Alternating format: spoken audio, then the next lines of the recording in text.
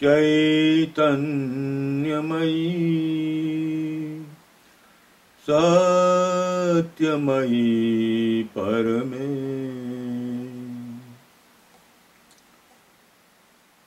Namaste friends. In the series of poetry of Shri Aurobindo, one of the short poems is Descent. Shri Aurobindo brought in wonderful things and new things in Indian spirituality, the thinking, that is of descent. Normally it was previously thought about going ascent from Muladhar to Sahasradhar and then Nirvana. But he says that descent also is possible, and descent only can bring the change. Descent only can bring the transformation. Descent only can change the human consciousness at a higher level in the upper hemisphere, which is the basic needs of the human beings, and that is the main cause of this manifestation. So we take a small poem. So Aurobindo is adding one more general in his victorious army of brilliant poetry. This poem is one of the leading short poems of Shri Aurobindo. We know that Shri Aurobindo and the Mother has given us new light, new roots and unbeatable courage to lift ourselves on the higher planes of consciousness. We know that. If we have got the faith, if we are devotee of Shri Aurobindo and the Mother, then we are definitely having courage, and that's new roots will help us and lead us to the higher levels. All other yoga systems, religions, scriptures have more or less suggested about some sort of escapism from the life to get rid of constantly adhered pains and sorrows of human beings. They say you can escape from pains and sufferings. They talk about Satchit and Anand also, but then conclude that Satchit and Anand can only be attained by living this ugly, absurd and death-bound world. It's a question of leaving the world. This sorrowful and diseased life must reject, and salvation can be attained only at some abstract world. So that is escapism. In such notions, what happens? Such notions nurtures the confusion in the society, and it remains the slave of centuries' blind beliefs. Then it leads to blind beliefs and traditions and all these things, leading it to nowhere. We are the same. But Shri Aurobindo, he brings with certitude, after his intense sadhana, that there is no need of escapism, there is no need of leaving the world or life. The life belongs to the divine, and it is sacred. Shri Aurobindo has repeatedly and strongly advocated that the fate of human being can be changed. He has known the purpose of the creation. He has seen the working of the Supreme, as we have seen in the God's labor, how it works. He has experienced the boon and achieved the highest planes of consciousness. From that high peak, Shri Aurobindo, with authority and compassion, calls for the entire manifestation that the Lord is concretely present in the hearts of the humans, and the Lord has descended to save. He works constantly against the barriers put forward by the ignorant humans. The poor human does not even know that he is building up a wall against the divine power, that is Savior. So there is no need to discard life.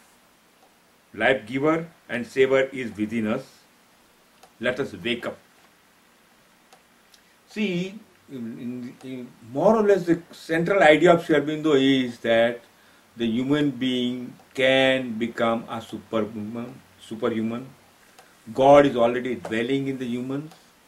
If it is veiled, because we have not cared or bothered to recognize it. If we are bit vigilant, bit careful, bit surrendered, and aspire for the divine, divine will definitely help us for full surrender, complete surrender, intense aspiration, and whatever is to be rejected will be rejected. It will help us. The mother has already promised. Are you ready? Then she is there. In this poem of descent, Shri Aurobindo lucidly narrates his own experience, what he must have felt in his deep meditative consciousness. Such magnificent experience cannot be narrated beautifully unless one has actually experienced. This beautiful experience can be narrated only when one is really engrossed in that thing. Shri Aurobindo is gradually enjoys and descending travel of the Absolute. A successful march, cutting all the barriers and then joining the Supreme. Shri Aurobindo completely amalgamates with the Absolute and enjoys the gracious descent of the Lord. We have seen such journey in the poem God's Labour, more or less. All these experiences Shri Aurobindo is putting upon a joyous singing mood. The reader has to merge with lines and its meaning and the light emanating from the poem. If you really read the poem, Shri Aurobindo's written poem, with faith, with complete engrossing, you will find the light are emanating from the words and the phrases and the meaning from this poetry. We feel full of love, we feel fullness in the life. It's a short poem, but expressing unending journey from heaven to earth by the divine.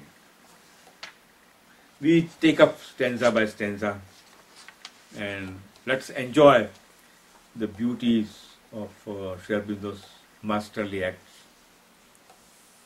All my sails thrill swept by surge of splendor. Soul and body stir with mighty raptures. Light and still more light, like an ocean billows over me, around me. Shri Aurobindo is taking off. He takes off this poem with his concrete experience of flooding and never experienced such dazzling lights. Thrill with joy. The soul and the entire body vibrates in tune with the descent of the Absolute. Absolute now, descent. And descent, what happens? All my sails thrills, swept by a surge of splendor. Even the sails of the body get thrilled. It vibrates, it tunes.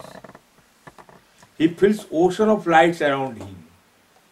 When descent takes place, he feels ocean of lights. The inner light is already unveiled, and that's a descent, the light from the above. As if he is fully covered with divine light. He is bathing in the delights and delights. It sounds that the poet is in complete knowledge of the grace received. By the very first stanza, we feel that Shri Aurobindo has in complete knowledge of the grace. Sometimes we get the grace, but we do not know what type of it is, how far it is, how gracious the grace is, we do not know. But Shri Aurobindo knows here, in complete knowledge, how the grace works. We go ahead. Rigid, stone-like, fixed like heel or statue. Vast my body fills and upbears the world's weight. There the large descent of Godhead enters limbs that are mortal. It looks like that we are viewing the TV screen. This rigid, stone-like, unmovable body now feels actual weight because of the weight of the divine, and the inner parts, inert parts, the matter, the body, everything is feeling something, some pain which they had never felt from their birth. In the first stanza, there is a presence and thrill. There is a pressure and thrill. Now there is weight. Concrete, dense weight and sense of penetration into the stubborn physical, that is stone-like, hill, statue. So, there is a penetration. Giving details, the essay says, even the mortal limbs are also bored and lights enter there. Mortal limbs, which we consider the most inner part of the body, they are also drilled. The light penetrates, the descent penetrates there. And they feel it. It leaves no room for any falsehood or absurdity. When the entire thing has been covered by the light, there is no room for any falsehood. Initially, he is covered with the ocean of lights. Now the lights enter the stone-like mass. He was covered with that. So, like this, we feel that there is a descent is just marching. It is just as if it is mobile, coming out, coming below, from the top, from the above, it comes to the lower level. We go ahead. Voiceless, thronged, infinity crowds upon me, presses down a glory of power eternal. Mind and heart grow one with the cosmic wideness. Stilled are earth's murmurs. You see? Shri Aurobindo, our poet, our Lord, beautifully and gradually makes us feeling of advance. He already had the stage of descent by the divine into his physical, that is sails and the limbs, etc. Now what happens? With a further descent, what next? Shri Aurobindo is expressing in this revealing 4 lines. By descent, he experiences indescribable sense of infinity and calm. The physical level is over, now the internal levels, vital levels, mental levels are being penetrated. Infinity and calm. He is hugged by the powerful representatives of the Lord. Who are they?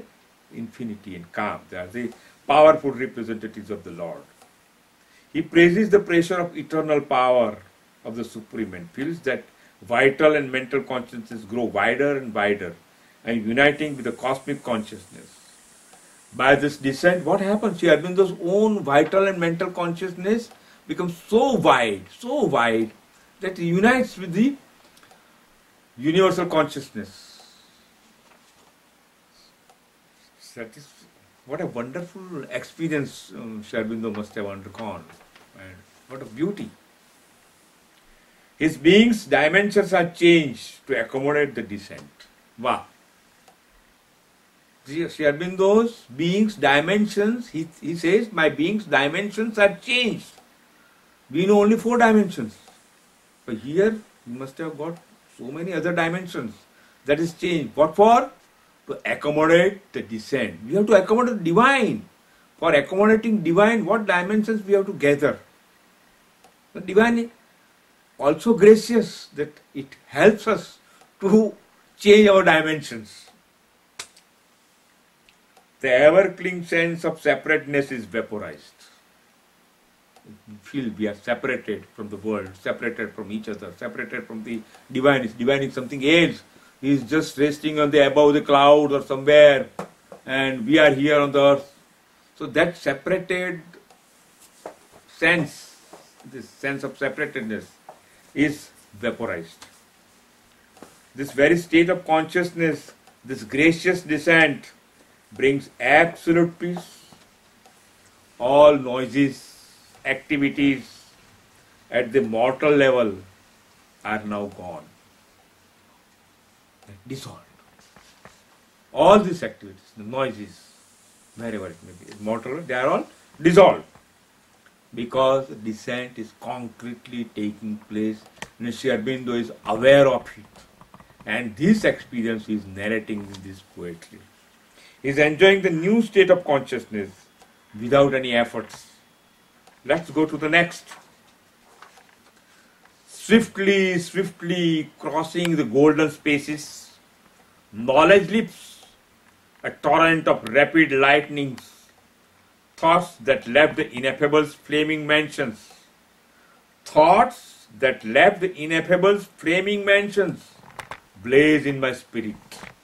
Wow, wonderful. What happens because of descent? The knowledge not known up till now leaps with rapid lightnings as a result of advancing. Knowledge leaps.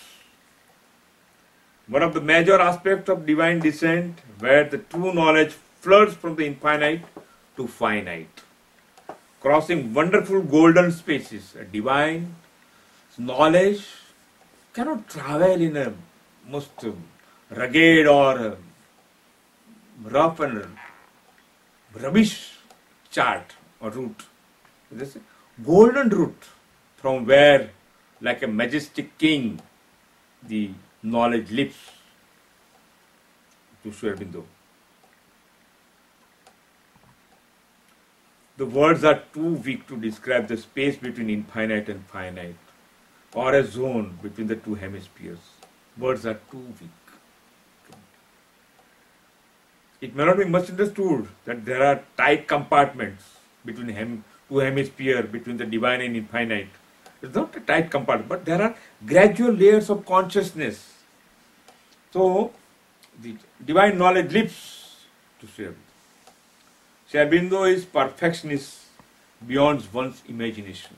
You see, he sometimes repeats the idea, sometimes he has to repeat, but just with the sense, with the belief that it is a very strongly sent that message. That is why. So, it's a perfectionist. He narrates each and every minute details which he has experienced. Wow! We are unable to even express our dream perfectly, fully. While this divine experiences that he has narrated lucidly in various ways in the prose and poetry, we have seen it. And it is our pleasure to enjoy such things.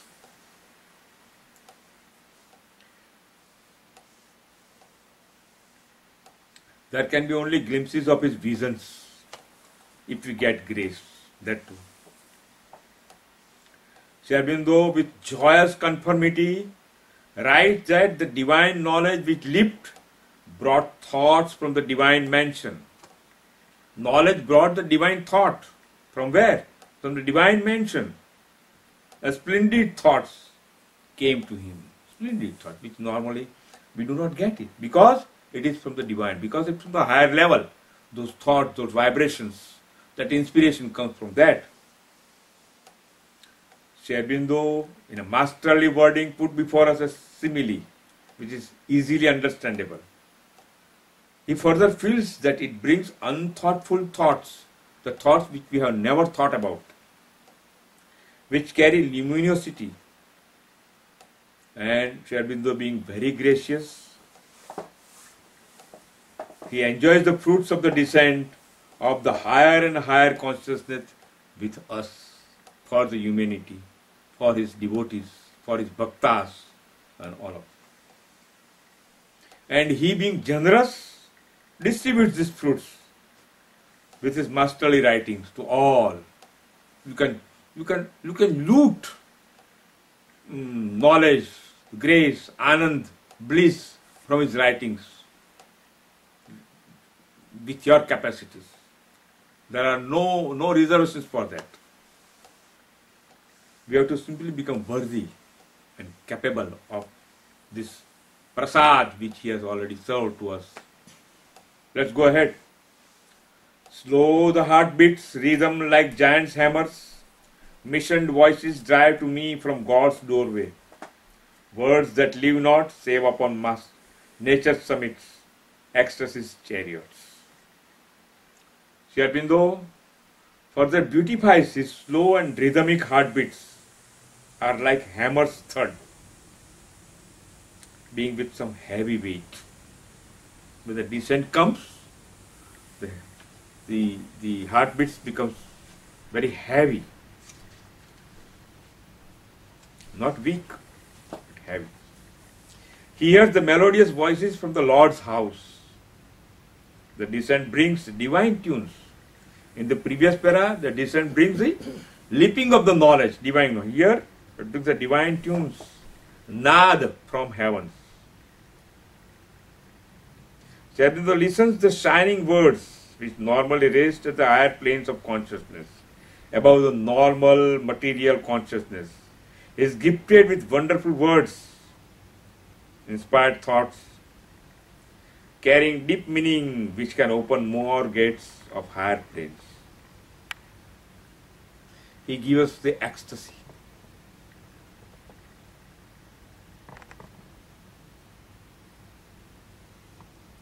So he got the leaped knowledge, melodious musical voices, unheard words with unique meanings, and the sweet descent which gives him absolute bliss and ananda.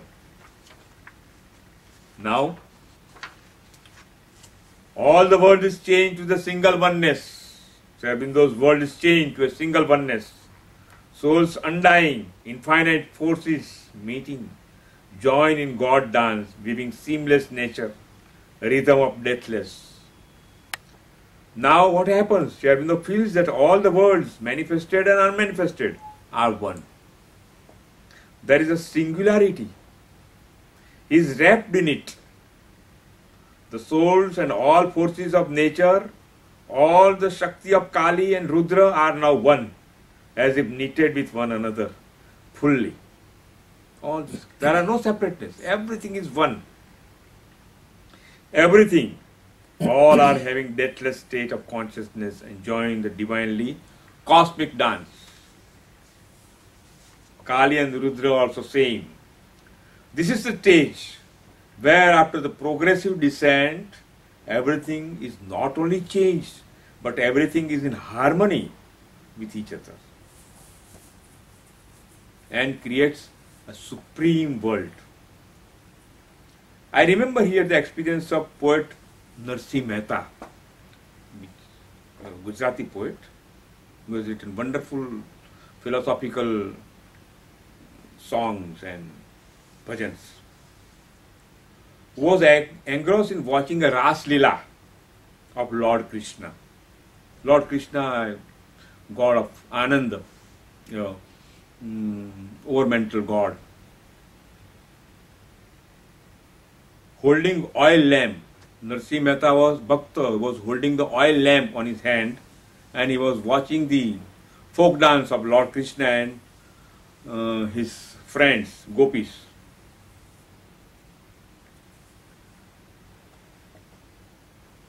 The thread burnt and oil spilled on his hand, and it took flame. His hand started flaming when the oil spilled on his hand.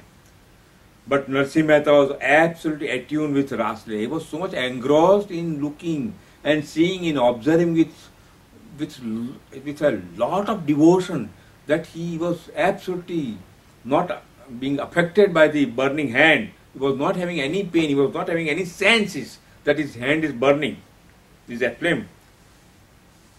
And he did not notice burns or pains. Everything was one to Mehta. It was all one. Ras Leela and burning and Krishna and himself and gopis, all these things was one. His entire world was merged with the divine vibrations of Ras Leela. He was engrossed in that. Shri Aurobindo is joining God dance, and Mehta is enjoying Ras, is nothing but Krishna consciousness. Maybe even higher, a state of non-duality. So here Sri Aurobindo is now joining the God dance, living seamless nature that is there. He did not have to go anywhere. Only the entire world and universe came to him, to Sri Aurobindo. It's not needed to go for any tour or trip or anything. Everything comes to him. Stanza 7. Mind and heart and body, one harp of being. Mind and heart and body, one harp of being. Cry that anthem, finding the notes eternal. Light and might and bliss and immortal wisdom, clasping forever. Light and might and bliss and immortal wisdom. See the words used by Sri Aurobindo, unmatched. The net result of gracious descent is what? Is narrated in this last stanza. In a smooth and poetic style, Sri Aurobindo says, the mind, heart, body are one string of harp, truthful. Harp. Harp is one type of musical instrument. Only one note, one sur is coming out from the amalgamated mind, heart and body. They are all harmonious, vibrating in one wavelength only. Because of the grace, it is possible to have unheard divine music eternally. Ultimately, the light, might, bliss and immortal wisdom are poured. They envelop him forever, bringing absolute oneness, a state beyond the highest concept of human being. We cannot have any conceptualization of the state which Sri Aurobindo has experienced and which Sri Aurobindo has narrated in these things. We have to simply take some seep, we have to just peep, something like that. Sri Aurobindo started with thrill of sales of the body when there was first touch of descent. And at the end is absolutely ecstasy of the divine oneness.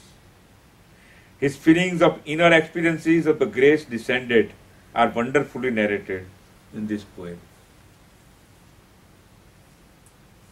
The poet, our Lord Sri Aurobindo, promises that all these actions is possible and by receiving the descent. The very thought of descent by the divine light consciousness is unique and precious gift from Sri Aurobindo. The Lord, the Mother, comes to the lower consciousness to live the dolorous world. Sri Aurobindo has showed the right of the earth to become heaven. This courage is seen in most of the writings of Sri Aurobindo. He claims his forgotten and one lost truth consciousness. He claims his forgotten and lost truth consciousness. He labored, he prayed, he fought for us, and ultimately we know that there is a descent of the Supreme.